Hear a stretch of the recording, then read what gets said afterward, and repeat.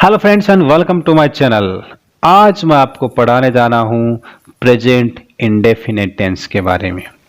Friends, आपने पहले वाले वीडियो में पढ़ा सेंटेंस के बारे में और आज मैं पढ़ा रहा हूं आपको प्रेजेंट इंडेफिनिट टेंस के बारे में। यह टेंस बहुत ही इंपॉर्टेंट और काफी यूजफुल है जो इंग्लिश सीखना चाहते हैं। ठीक है। हाँ, एक बात मैं आपको कहना चाहता हूं, जो इंग्लिश सीखना चाहता है वही वीडियो को देखे, अदरवाइज आप न देखें। तो फ्रेंड्स, अगली बात यह कि अभी तक आपने मेरे चैनल को सब्सक्राइब नहीं किया है तो प्लीज वो काम तो कर लीजिए अभी, और साथ में वो बेल आइकन वाला और लाइक वाला बटन भी प्रेस कर दीजिएगा। चलिए शुरू करते हैं। Present indefinite tense. ठीक है। रिमेंबर, ध्यान देने कि that a singular subject must have a singular verb and a plural subject must have plural verb। ठीक है ना। अगर प्लूरल सब्जेक्ट है तो वो प्लूरल वर्ब रखेगा, अगर सिंगुलर सब्जेक्ट है वो सिंगुलर वर्ब रखेगा। ठीक है ना। एज यू नो, जैसा कि तुम जानते हो, singular verb is always used for singular noun और प्रोनाउन। यानी जो सिंगुलर वर्ब होगी वो हमेशा सिंगुलर नाउन और प्रोनाउन के साथ यूज की जाती है, और प्लूरल वर्ब है वो always used for the plural noun और प्रोनाउन के साथ। यानी अगर नाउन और प्रोनाउन वो प्लूरल है तो हमेशा उसके साथ प्लूरल वर्ब यूज की जाती है। एग्जाम्पल देखिए, इफ वी से, अगर हम कहे ही वर्क तो इट इज रॉन्ग, क्योंकि ही है वो सिंगुलर सब्जेक्ट है और सिंगुलर सब्जेक्ट के साथ सिंगुलर वर्ब आएगी। वर्क है वो सिंगुलर वर्ब नहीं है, वो प्लूरल वर्ब है, तो इट्स रॉन्ग।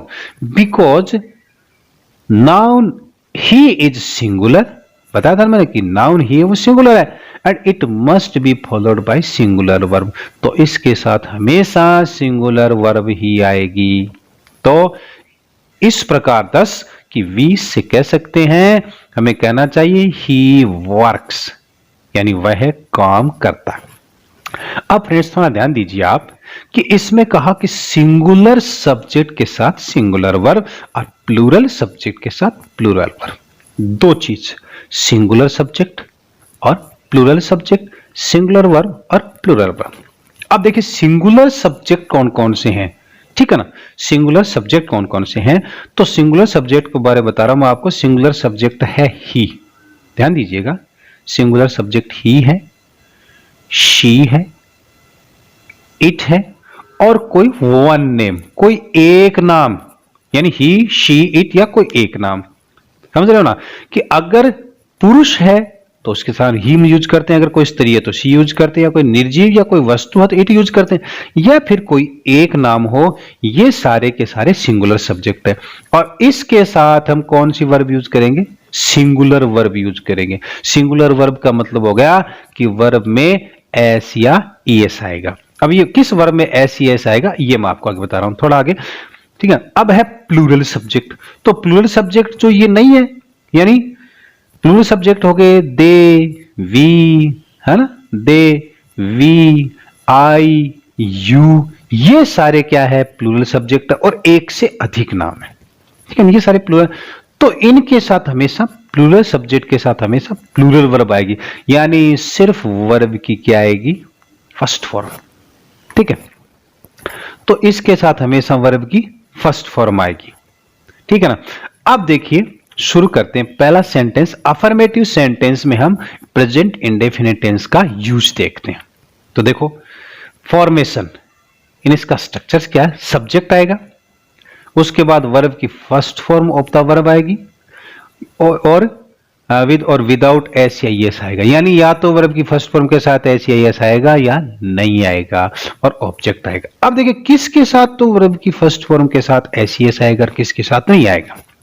तो मैंने पहले आपको बताया था कि सिंगुलर सब्जेक्ट है तो उसके साथ वर्ब में एस एस आएगा, और प्लूरल सब्जेक्ट है तो उसमें वर्ब की सिर्फ फर्स्ट फॉर्म आएगी, एस एस नहीं आएगा। चलिए आगे देखते हैं।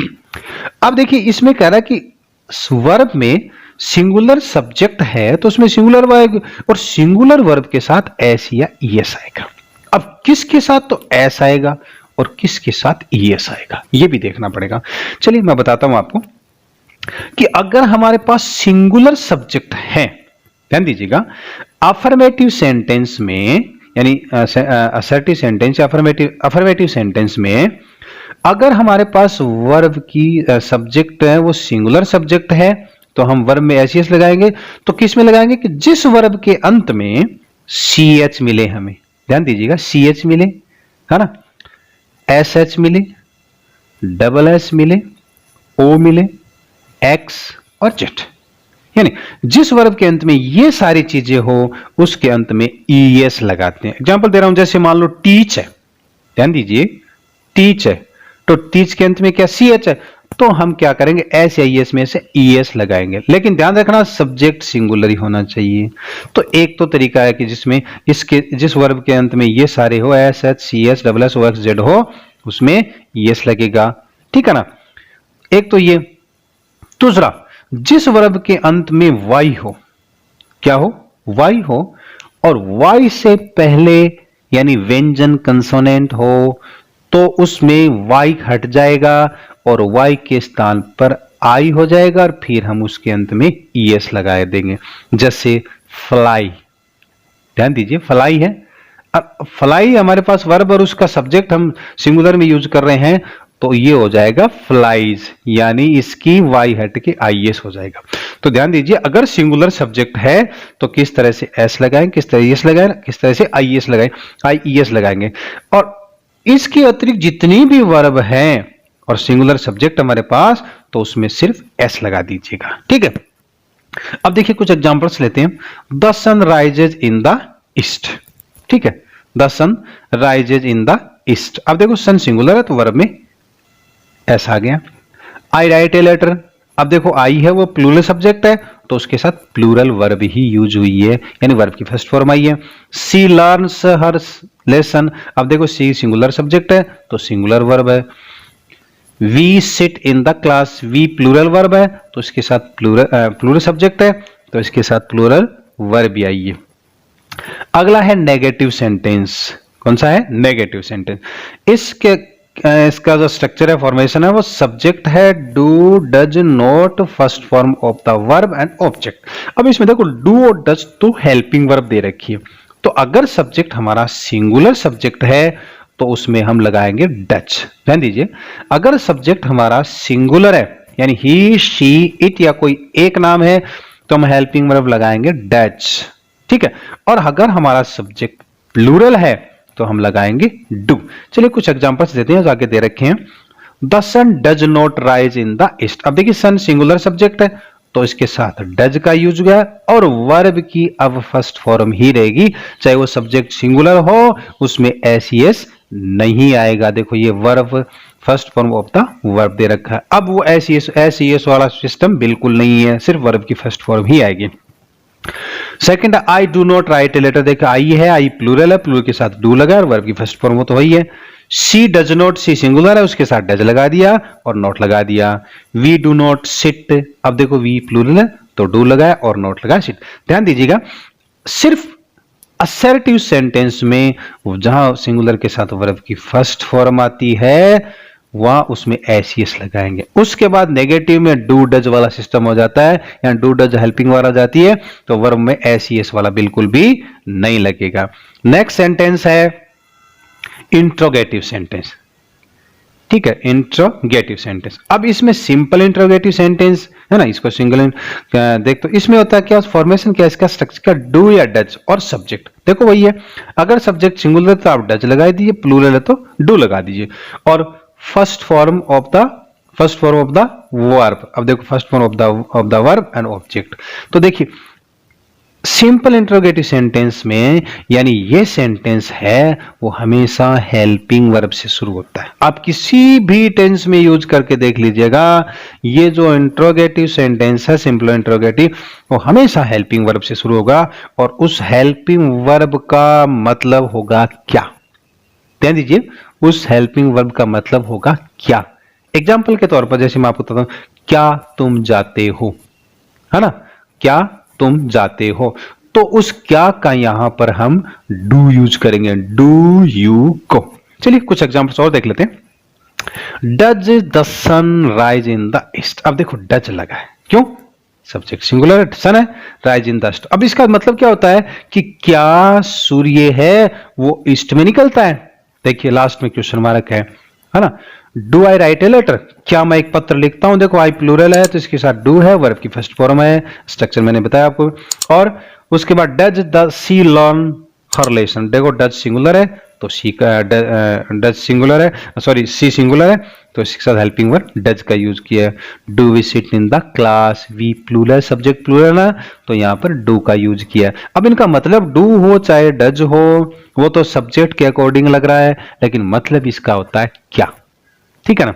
अब देखो ये do we sit in the class, देखो क्या हम क्लास में बैठते हैं, है ना, तो डू का मतलब क्या हुआ। अगला है डबल इंट्रोगेटिव सेंटेंस। कौन सा सेंटेंस है?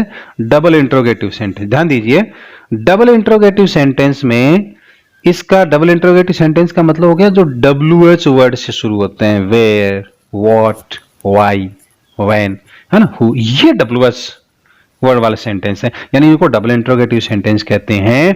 तो इसमें क्या होता है, पहले क्वेश्चन वर्ड आएगा, यानी WH वर्ड आएगा पहले, व्हेन, व्हाई, वेयर, व्हाट वाला, उसके बाद डू या डज आएगा सब्जेक्ट के अकॉर्डिंग, अगर सब्जेक्ट सिंगुलर है तो डज, प्लूरल है तो डू, और first form of the verb और ऑब्जेक्ट। अब देखो ध्यान देना, सिर्फ असर्टिव सेंटेंस में वर्ब में ऐसी है सारा, बाकी सब में वर्ब की फर्स्ट फॉर्म आई है, चाहे वो सब्जेक्ट सिंगुलर हो या प्लूरल, क्योंकि हेल्पिंग वर्ब यूज करें यहां पर डू और डज, तो सब्जेक्ट सिंगुलर हो तो हेल्पिंग वर्ब यूज करें हम डज, प्लूरल तो do.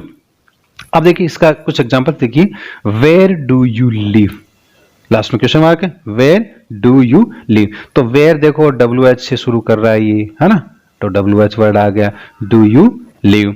When does he get up in the morning, अब देखो ही है तो ही के साथ डज यूज किया है, और when, तो सेंटेंस WH क्वेश्चन वर्ड से शुरू हो रहा है, when, why, where, what से, उसके बाद सब्जेक्ट के अकॉर्डिंग डू या डज का यूज किया जा रहा है, फिर सब्जेक्ट, उसके बाद first form of the verb use की जा रही है, फिर ऑब्जेक्ट। इस तरह से वो सेंटेंस बनाए जा रहे हैं। अब फ्रेंड्स अब और कुछ हम लेते हैं कि इस सिंपल प्रेजेंट टेंस का है वो कहां कहां पर किस सिचुएशन में यूज किया जाता है, ठीक है ना। तो देखिए, to show a habitual action, यानी हैबिचुअल एक्शन यानी हमारी जो हैबिट्स होती है उसके अंदर इसका यूज किया जाता है। जैसे एग्जांपल दे रखा है, he reads the newspaper daily.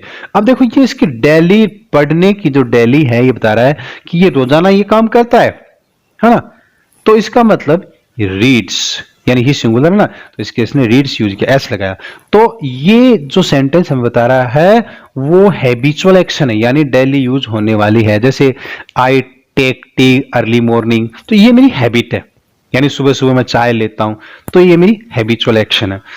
अगला है to express a universal truth. ध्यान दीजिए, यूनिवर्सल ट्रूथ यानी हिंदी में बोले तो सार्वभौमिक सत्य, यानी इस ब्रह्मांड में, इस संसार में कहीं पर भी जाए वो वहीं पर उसी के अनुसार होता है, यानी वो सार्वभौमिक सत्य होता है। जैसे एग्जांपल देखिए, all the planets of the solar system revolve around the sun. अब देखो ये ब्रह्मांड में, यानी सारे के सारे जो सोलर सिस्टम्स प्लैनेट्स हैं, सोलर सिस्टम के जो प्लैनेट्स हैं वो सारे के सारे वो क्या करते हैं, रिवॉल्व राउंड द सन, सूर्य के चारों ओर चक्कर लगाते हैं। तो ये यूनिवर्सल ट्रूथ है ना। सूरज का ईस्ट में निकलना ये भी यूनिवर्सल ट्रूथ है ना। सूरज का वेस्ट में छिपना ये भी क्या है, यूनिवर्सल ट्रूथ है ना। The earth moves round the sun, पृथ्वी और सूर्य के चारों ओर चक्कर लगाती, ये भी क्या, ये भी तो एक यूनिवर्सल ट्रूथ ही है। तो इस तरह से यूनिवर्सल ट्रूथ जहां पर एक्सप्रेस किया जाता है, व्यक्त किया जाता है, वहां पर भी इस टेंस का यूज होता है। अगला, to express an action that take place at present or at the time of speaking, यानी जिस समय या वर्तमान में जो एक्शन स्थान लेती है, टेक प्लेस माने जो स्थान लेती है, जो एक्शन होती है। जैसे Rita plays near the swings, अब रीता है वो झूले के साथ, झूले के पास खेल रही है, सॉरी खेलती है, तो ये क्या है, ये मतलब टेक प्लेस और प्रेजेंट में जो एक्शन ली जा रही है, जो स्पीकिंग के टाइम ऑफ स्पीकिंग एक्शन, तो उसमें यूज किया जाता है। अगला है to show a future event that is already plan. अब वो चीजें जो पहले से फिक्स प्लान होते हैं, है ना, ऑलरेडी प्लान यानी पहले से फिक्स प्लान होते हैं, वहां पर भी फ्यूचर। अब देखो वो इवेंट तो फ्यूचर होती है लेकिन प्लान पहले से फिक्स है, तो वहां पर प्रेजेंट इंडेफिनिट टेंस का यूज होता है। देखिए, the Commonwealth games begins next month. अब देखो नेक्स्ट मंथ ये बता रहा है कि ये बात फ्यूचर में होने वाली है, लेकिन पहले से प्लान्ड है, तो इसमें वर्ब की फर्स्ट फॉर्म लगाई है, यानी प्रेजेंट इंडेफिनिट टेंस का यूज किया है। ठीक है ना।